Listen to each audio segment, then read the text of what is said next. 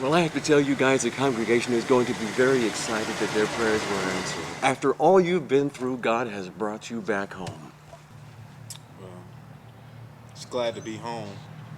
Kind of surreal though, but it's good to be back. Well, so tell me, what was it like over there? We sort of lost contact once the media shifted to different stories. Was it really as bad as they say it was? Well, It was war. It's what you expected to be. I guess so. Say, did you guys get the care package that the church sent to you? yes, we did. Thank you for that. Sure. So, how are you guys doing? I mean, I mean mentally. Are you doing okay? Well, I wake up in the middle of the night having dreams that I'm still in the desert. But for the most part, I think I'll be all right. What about you, Charles? I'm surviving. Surviving? Well, that's always good. Yeah, I guess. Yeah. So, I heard you two had a big scare out there. Something about getting separated from your group? 3 days. We were lost in the desert for 3 days. Wow. How did it happen?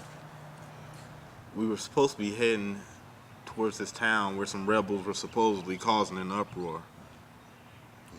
Sandstorm size of New York City gave us all kinds of hell. I mean, you couldn't even see your hand in front of your face, let alone your battalion. We had no radios, and no matter how loud we screamed, the sand was just too loud. I mean, sand and wind moving that fast just sounds like a wave crashing down on you. I mean, it feels like a swarm of fire ants, you Yeah, know? but And the storm lasted for several hours. But after that, couldn't see anything. No town, no battalion, nothing. I mean, for the first couple of days, I mean, we both thought we was gonna die out there. I mean, the bastards didn't even think twice about leaving us out there. I mean, I apologize, sir. that's all right, I understand. I mean, we had a canteen of water, some rations, but for the most part, that was about it. And I'd say after the second day, we both felt like we was gonna die out there. Then on the third day, we saw a town off in the distance, but we thought it was a mirage. You know, like you see on them old time cartoons. I mean, we hesitated at first. You out there in the middle of the desert, in the middle of a hostile country.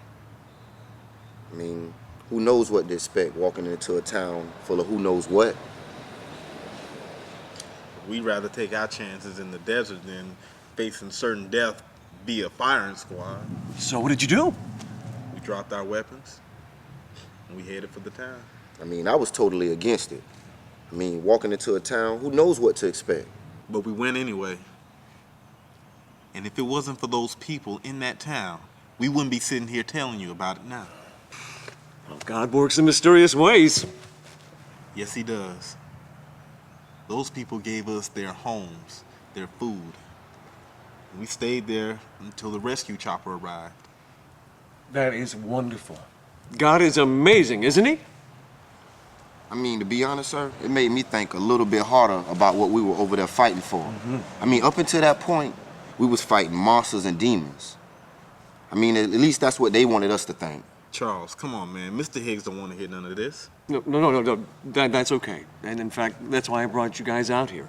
You know, let's deal with this. I may be a man of God, but I believe in humanity too. Go on, Charles. I mean, it's just that I don't know who has control. I mean, at first, sure, we thought we were fighting for something, you know, important, you know, something historical. I mean, we thought we were fighting to bring peace to the world. You don't think us capturing Saddam brought any justice or peace to this world? I mean, I don't know. I mean, I'm sure it helped some people, but did it really do the good that it was expected to do? I mean, I don't know if it did any good, and I'm sure no one has the answer to that. Well, he committed some very serious crimes. He and his followers killed their own people, raped their women, isolated them from the rest of the world. I There mean, was you see that shit every day, sir. I mean, I don't see anyone running over here trying to regulate the rapists, the child molesters, or the murderers. I mean, America is a wasteland for those type of people, and those are the freedoms that we fighting for?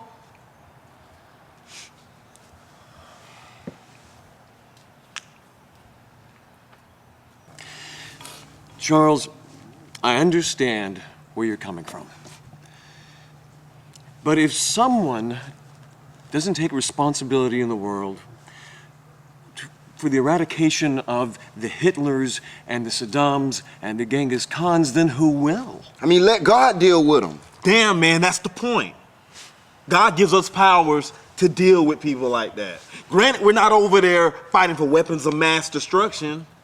We captured a man that has done no good for this world. Hell, man, there's a lot of no good people in this world.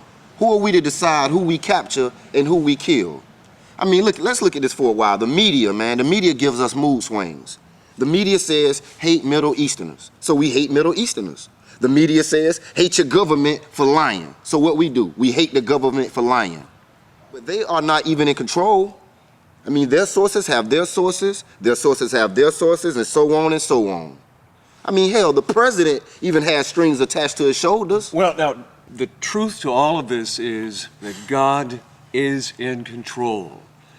But that's exactly my point. I mean, you call God amazing and mysterious, but I don't even see anything amazing and mysterious about it. I came home to an empty house, divorce papers, and child support. Where's God's plan in all that? Sometimes it's hard to rely on our faith. Yes, there are good people in the world and there are bad people. There are good choices and there are bad choices. And all of this is because of one thing: free will. Some say it's God's greatest gift. Some say it's the devil's greatest weapon. But it exists, and it's up to us on how we use it. Free will? What about God's plan? I mean, I've heard too many times in my life that it's about God's plan for someone to start changing the tune and telling me it's about free will. I mean, that's just another trick. Free will my ass, that's just another fancy way of trying to make us think we have some sort of control. Shut up, man. I've had to listen to this for way too many months. You don't like what the media is saying, don't listen. You don't like the president, don't vote for him. You don't like the war, don't be a soldier. If you don't like the way this country is going, move to Canada. See, that's the problem with people. They go back and forth, back and forth. Nobody can make up their damn minds. Everybody think they have the original thought. You think you're the only one that got something to say? Man, everybody got something to say. And that's the problem. Everyone's trying to talk, but nobody listens. You don't like gas, man? Take the fucking bus. You don't like modern civilization? Move to Utah. I didn't join the army to fight for our freedoms or nothing like that. I needed money for college. I wanted to travel. I wanted to put a bullet in somebody's head with a purpose behind it. Not out here on the streets with some drug deal going bad. I could talk about the fact that the only real opportunity for a black man in America is the military. Do you know that blacks make up the highest percentage of people in the military? And why? Because our opportunities are limited. And they know that. They think, hell, if they're gonna carry guns and shoot at some, we might as well give them a purpose, give them a uniform.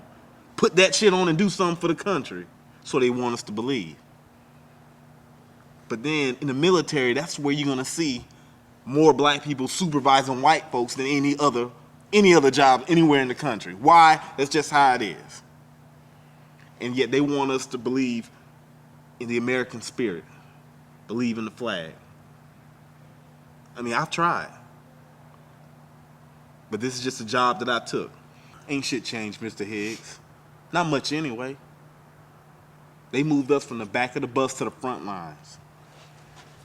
All I know is you're in control of one thing, and that's yourself. That's true.